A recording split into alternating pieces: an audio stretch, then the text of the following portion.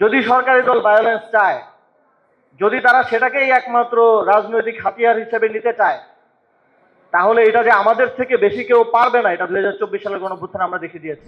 এই সরকার, এই সরকারি দল তারা রাষ্ট্র পরিচালনায় ব্যর্থ হচ্ছে, কিন্তু প্রতিপক্ষকে তারা দমন পীড়নের মাধ্যমে মোকাবিলার এক ধরনের স্ট্র্যাটেজি তারা নিচ্ছে। এটা বাংলাদেশের জন্য কোনো ভালো কিছু বয়ে আনবে না।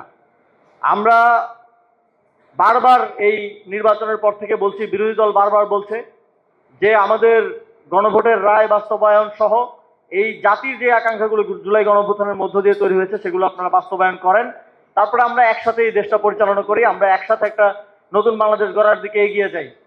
বিরোধী দল থেকে বারবার এই সদিচ্ছা দেখানো হচ্ছে, এই গুডউইল দেখানো হচ্ছে, কিন্তু সরকারি দল তারা ভায়োলেন্সই চাচ্ছে।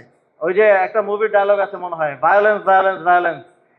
তো আমরা আমাদের রক্ত গরম হইলেও, বয়স কম হইলেও আমরা বুঝি যে কখন কি করতে হবে, কখন দেশ গড়ার দিকে কাজ করতে হবে। কিন্তু যদি সরকারি দল ভায়োলেন্স চায়, যদি তারা সেটাকেই একমাত্র রাজনৈতিক হাতিয়ার হিসেবে নিতে চায়, তাহলে এটা যে আমাদের থেকে বেশি কেউ পারবে না, এটা 2024 সালের গণঅভ্যুত্থানে আমরা দেখে দিয়েছি।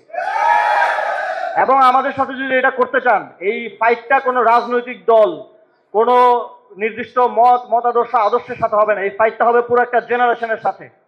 এবং এই জেনারেশনের সাথে ফাইট করার ভুলটা শেখ হাসিনা করেছিল, আশা করি এই ভুলটা তারেক রহমান করবে না। আমাদের সহযোদ্ধাদের উপর যারা হামলা করেছে, ভিডিও ফুটেজে ছবিতে সবার পরিচয় এসেছে, আজকে রাতের মধ্যে তাদের সবাইকে অবশ্যই গ্রেফতার করতে হবে। যদি গ্রেফতার না করা হয়, তাহলে আপনারা যদি ভায়োলেন্স বেছে নেন, আমাদেরকেও ভায়োলেন্স বেছে নিতে বাধ্য হতে হবে।